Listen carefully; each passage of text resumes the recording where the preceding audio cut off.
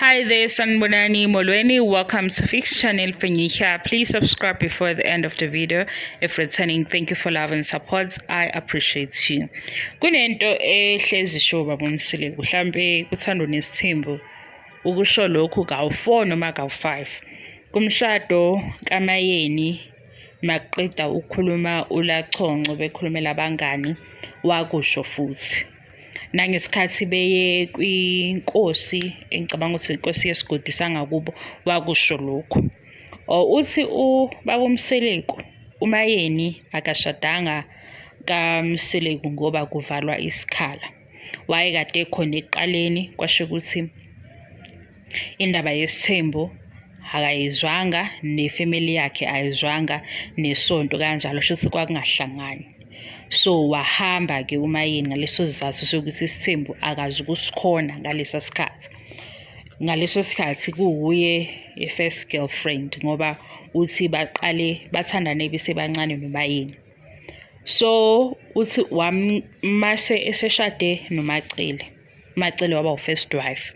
Wabuyela kuMayeni ukuthi amcele ukuthi abuye. Wakuvuma lokho. Mase kuvumile wahlonipha ke uMayeni wabuya wazoba u-second wife ngoba lo obe u-second wife yena akasekho emhlabeni. Uthi kubaba Mseleku nayi le ahleze igcizelela. uMayeni akashada ngoba kuvala isikhala nokuthi wahlonipha wabuya kulungile. Kodwa engenziwa mkhulu mhlambe ngoba uyena ofike kuqala noma engenziwa mkhulu ukunoMacele. Wenziwa ubani mkhulu uMayeni? Ithina la ku-social media noma ithina abathanda uThando Nes'thembu?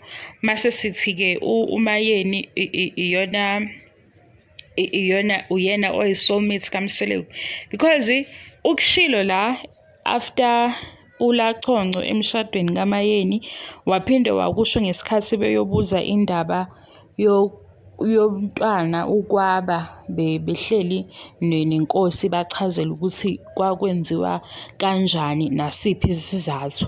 Uma esekhomenta lapho baba Mseleku wathi amakhosikazi akhe onke abalekile kodwa iposition kamamkhulu ihlukile. So umamkhulu upowerful and kungaphanjaniswa. Mina ngibe sengibuza ukuthi usuke elungisa thina ababukeli beshow ngoba phela yithi ababukeli ishow mase kuba nama-comments amaningi and abantu bayayisho ke le ukuthi uMayeni uyena first love or yi-soulmate or uyena ogcina inhliziyo. Noma ngabe yiphi indlela abantu abayisho ngayo ke yonizwakale i-right kodwa phansi noma kuphi phansi mangabe phansi noma e-home affairs noma ngokwesizulu noma ngokwe-white wedding uMacele uyena first wife ngoba uMayeni basho ukuthi indaba yesithembu akayizwanga babengazwisani nje wayichazela naye ukuthi akayizwanga. Ilokho kwamenza ukuthi waba unumber 2 ngokwamacele athi unumber 3. Kodwa noMacele unayo indawo enomona. Why aze noma ungemkhulu phela umona wakhe futhi ke kunormal. Mina ngengixawa abantu babethi why bezoba nomona kodwa bakwisithembu. Hawu phela mawusithembu angiboni ukuthi kuyashintsha ukuthi nawe umuntu nama-emotions njengawo wonke umuntu. Izinto ozikhathalelayo uzothinteka ngenye indlela. uMacele uyathanda ukugcizelela ukuthi kahle kahle uMayeni u-third wife. Mase sithi kanti udliwa yini Macele ngoba phela kodwa akekho-ke u-second. Yingakho-ke yena esewu-second wife. Noma usuke efuna ukuthi nje sizwisise ukuthi kahle kahle uMayeni lo wenu ukude. Noma ngabe waba yi-first girlfriend kodwa ukude. So sesiyibuka ngaleyo ndlela. So mina ngibuza ukuthi ubaba Mseleku usuke echazela abani mayethi uMayeni akangenziwa mkhulu. I-social media le ethandayo ukusho ukuthi uMayeni kahle kahle oyi-soulmate. Mina ngiboni-ke kanjalo because mawubona ubaba Mseleku noMangwabi ubona ukuthi hayi cha kwakufanele bebe bodwa. Ubona ubaba Mseleku noMakhomane uthi kwakufanele kube bodwa. Ubona ubaba Mseleku noMayeni masebebizana ngombhemu uthi hayi kwakufanele kube nje. Kodwa-ke asikhulumeni iqiniso, ubaba Mseleku waba selfish kuMayeni. Hhayi leyo-ke mina ngiyayisho ngoba ngiyibona kanjalo. Yabo nje umshado lo, i-white wedding, mayesethi uMayeni babevuselela because bawenza before babevuselela. Mayethi uMayeni kwakufanele kube yinto yethu sobabili, uyayibona ukuthi sekujuleni kwenhliziyo ubaba Mseleku wavele wamphuca iphupho lakhe. Manje uMayeni ulana kwisithembu kodwa nje yena uphila iphupho lakhe lokuthi unalo muntu owayevele emthanda kusukela ekuqaleni. Yingakho-ke maye la phakathi kwabaningi kube ngathi yena ungaphandle, yingoba vele uphila lento ayevele ifuna. Ngibona lokho ukuthi uMayeni bayamjaja abantu. Uyacabanga ukuthi umuntu othandana naye usako okuhlampe ngithi ungaze kulitholeke ithuba lokudlala, sisho njalo-ke. Hhayi ukudlala ngokuthi phela uzuyiphathe kabi, ngisho ukuthi nje umuntu omazi ulobu wazi yena. Ekugcineni usefuna isithembu. Asithole mhlampe nawe udikile ngoba uyitshela ukuthi hhayi phela uzokulalela ngoba nisuka kude. Avele athathe omunye ebe unumber 1 nomunye unumber 2 sizoba unumber 3. Masuhleli la ngaphakathi sekufanele ube umngane namakhosikazi akhe. Kade wena uyi-first girlfriend. Wabona la makhosikazi akhe mhlawumbe wabukisise kahle ungawaqondi ngoba ukubabone labo ukuthi hhayi. Futhi kuMayeni uyi-threat-ke kubona, yikho nje behleze bethi uye owenza ukuthi behlukane. Mayenza ukuthi behlukane pho abazwani ngani bona bobathathu kakhulu-ke sibone ukuthi hhayi-ke cha uMayeni unenkinga. Nayo futhi eyale phone nemeseji yahamba sesicela besitshela umgosi ophelele ukuze sizokwazi ukuthi sijajwe abani. Ngoba manje ngeke size sisho ukuthi uMayeni o-rude ngoba ku-1 2 3 sibe singazi ukuthi imeseji yayithini imeseji le eyangena ngqo futhi yayibhalwe ubani. Kodwa uma ungabukisisa yona le episode ungabona ukuthi yayibhalwe ubani. Mina ngiyamsola uMakhumalo ngoba uye yedwa esephendula ethi wena uyilalelelani into eshiwo omunye umuntu. Bathi uMayeni wena uyisholani. Ngathi laba bobabili abavalele endlini bobabili bephihliza amaplate ukuqhuma i-wrestling la sibone kahle ukuthi yini inkinga yabo. Ngiyayidlalela-ke ningaze ngithi nizothi ngiphethe umoya kasathane.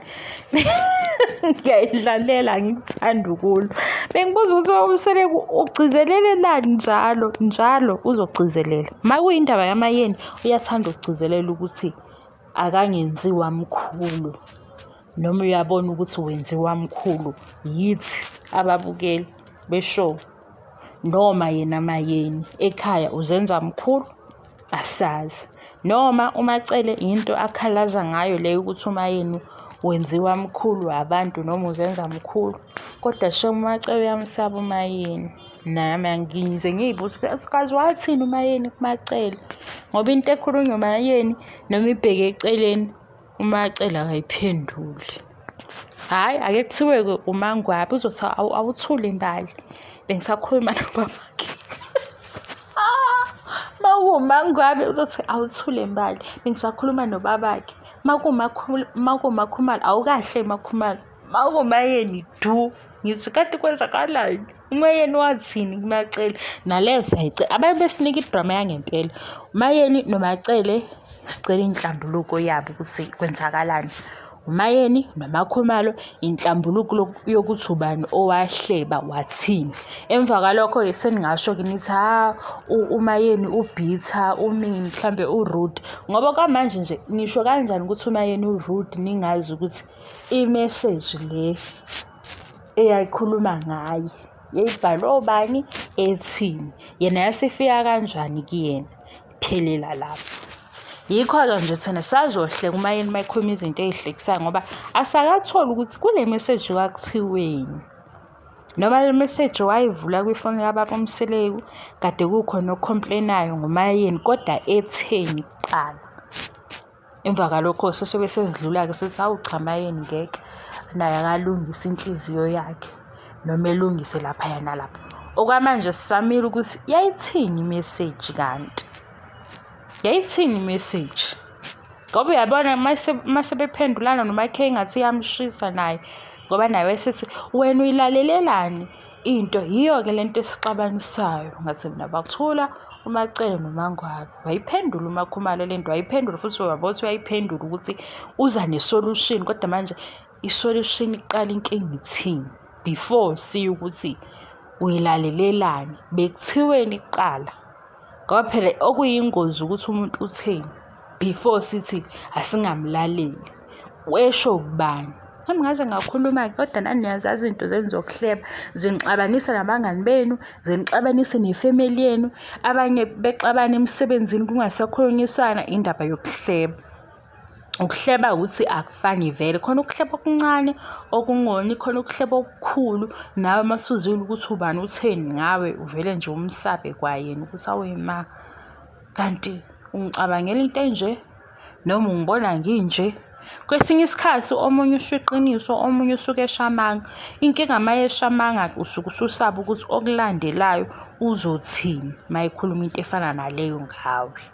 Kanti isikhathi esiningi ukuhleba u-80% amanga, u-20% iqiniso.